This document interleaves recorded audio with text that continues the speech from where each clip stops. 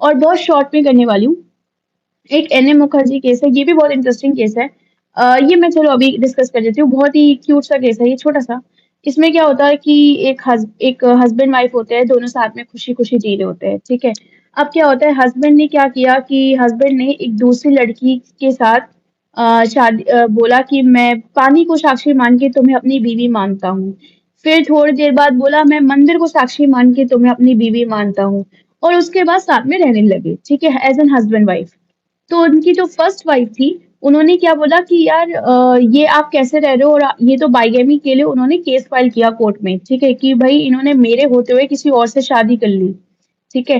तो तब उस केस में कोर्ट ने क्या बोला, क्या जजमेंट पास करी कि आप बाइगेमी के लिए केस फाइल नहीं कर सकते। अब क्यों नहीं कर सकते? ये बहुत इंटरेस्टिंग फैक्ट है। फैक्ट ये था कि आप बाइगेमी के लिए केस फाइल इसलिए नहीं कर सकते, क्योंकि जो मंदिर को साक्षी मान के मैं तुम्हें अपनी बीवी मानता हूँ, या पानी को साक्षी मान के मैं तुम्हें अपनी बीवी मानता हूँ, इस तरीके की कोई शादी होती ही नहीं है। तो बेसिकली उनकी जो शादी है उसी को इनवैलिड कर दिया कोर्ट ने, ठीक है? तो कोर्ट ने फिर फर्स्ट वाइफ से ये बोला कि आप एडल्टरी के लिए केस फाइल कर सकते हो और उस बेसिस पे आप डिवोर्स ले सकते हो, लेकिन आप बाइगेमी का केस फाइल नहीं कर सकते।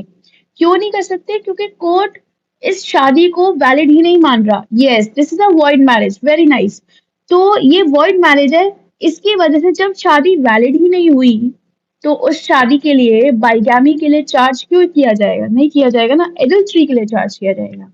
सो हमें ये बात याद रखनी है कि जैसे कोई शादी कर ले कि मैं मंदिर को साक्षी मान के तुम्हें अपनी बीवी मानता हूँ, या पानी को साक्षी मान